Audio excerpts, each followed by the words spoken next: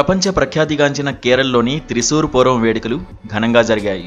ఈ అతిపెద్ద వేడుకను తిలకించేందుకు లక్షలాది మంది భక్తులు తరలివచ్చారు.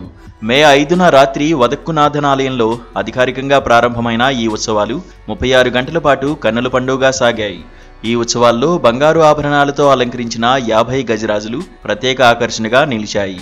వడక్కునాథన్ శివుడి ఆలయంలోనే ఈ ఉత్సవాలు జరుగుతున్నప్పటికీ చుట్టుపక్కల ఉన్న 10 గ్రామాల్లోని ఆలయాల నుంచి దేవతామూర్తులను ఊరేగింపుగా తీసుకువచ్చారు. త్రిశూర్ చుట్టుపక్కల ఉన్న 10 ఆలయాల దేవతలు వదక్కునాథన్ ఆలయంలోకి ఊరేగింపుగా వచ్చి శివుడికి ప్రత్యేక పూజలు చేస్తారు.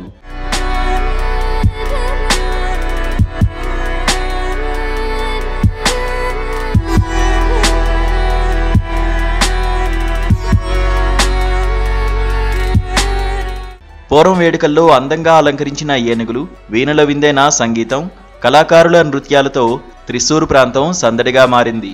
వేద పండితుల మంత్రోచ్చారణలు, వేలాది భక్తుల హర్షధ్వానాల మధ్య ఏనుగు ఆలయ దక్షిణ ద్వారాన్ని తెరవడంతో ఆ తర్వాత నీతిలక్క విళమ్మ విగ్రహాన్ని ఏనుగుపై ఊరేగించడంతో ఉత్సవాలకు అంకురార్పణ జరిగింది.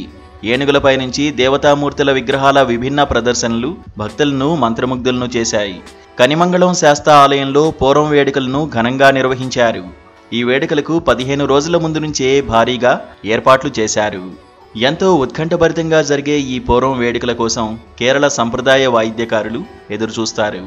ఈ వాయిద్యాల నుంచి ఉత్పన్నమయ్యే శబ్దానికి లయ ప్రకారం అక్కడ ఉన్నవారంతా చేతులు ఊపుతూ నృత్యాలు చేస్తారు.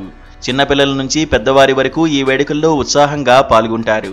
ప్రత్యేక పూజల అనంతరం ఆలయ సమీపంలోని తెక్కిన్కాడు మైదానంలో అంగరంగ వైభవంగా పూర్వం పర్వం జరిగింది. అయితే కేరళకు చెందిన వారు ఎక్కడ స్థిరపడినా ఈ వేడుకలకు ఖచ్చితంగా హాజరవుతారు. ప్రతి ఏటా వేసవి కాలంలో జరిగే ఈ పూర్వం ఉత్సవాన్ని తిలకించేందుకు ఎండను సైతం లెక్క చేయకుండా లక్షలాది మంది భక్తులు తరలివచ్చారు.